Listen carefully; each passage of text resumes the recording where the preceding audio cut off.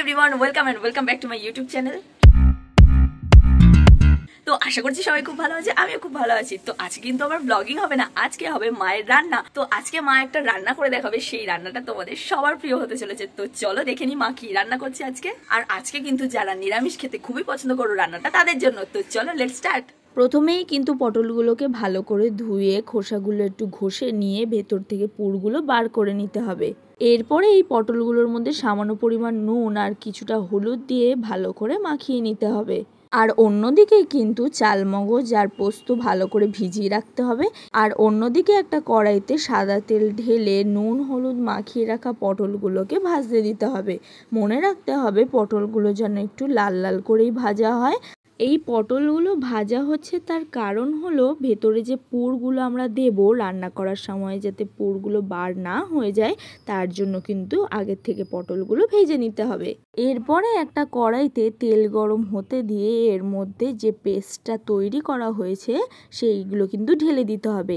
এই পেস্টটির মধ্যে রয়েছে কাঁচা লঙ্কা, নারকেল, নুন, আদা আর পটলের যে ভেতরে যে অংশটা সেটা কিন্তু রয়েছে।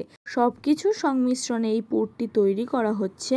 এই পুরটি ততক্ষণ তৈরি হোক ততক্ষণে তোমাদের দেখিয়ে দিই আমার মা কি সুন্দরভাবে পটলগুলো লাল লাল করে ভেজে নিয়েছে। এরপরে এর মধ্যে সামান্য পরিমাণ বাদাম আর অনেকটা পরিমাণে পনির ঢেলে দিতে হবে।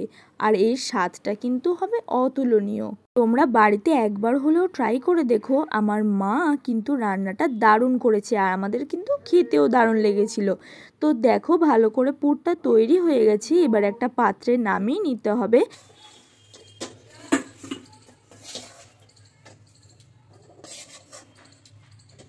এইবারে এই পুরগুলোকে ভালো করে কিন্তু হাতের সাহায্যে গোল গোল করে পাকিয়ে নিয়ে পটলের মধ্যে ঠিক যেমনভাবে আমার মা রাখছে সেরমভাবে কিন্তু করতে হবে।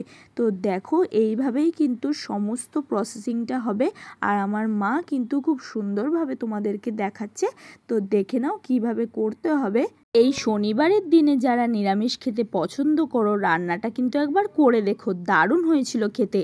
তো দেখো একটা কড়াইয়ের মধ্যে মা কিন্তু সর্ষের তেল গরম হতে দিল। তেল গরম হয়ে যাওয়ার পর এর মধ্যে কিন্তু শুকনো লঙ্কা আর গরম মশলায় যা যা লাগে দারচিনি, এলাচ আর লবঙ্গ এগুলো কিন্তু ঢেলে দিতে হবে।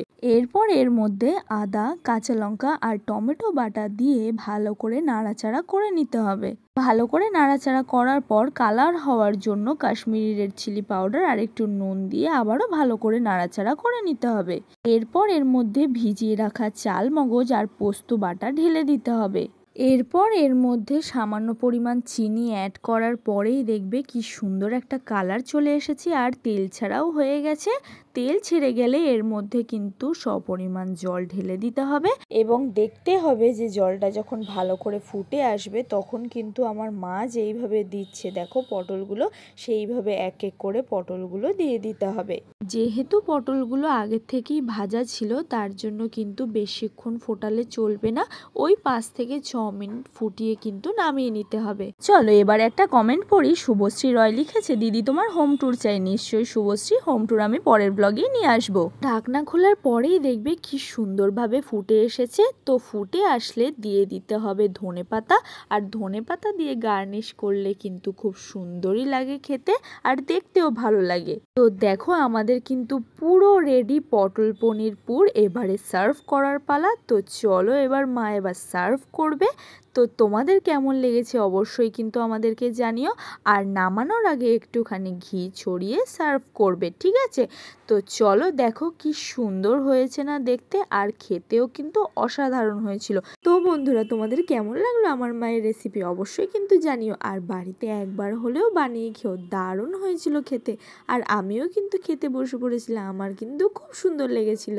চলো এবারে আরেকটা কমেন্ট পড়ি। ঋতু ঘোষ লিখেছে, তুমি তোমাদের বাইরেটা দেখিও, মানে একদম নিচে নেমে। থ্যাংক ইউ ঋতু ঘোষ এই কমেন্টটা করার জন্য। আর আমি যখন হোম ট্যুরটা নিয়ে আসবো তখন আমি নিশ্চয়ই দেখাবো।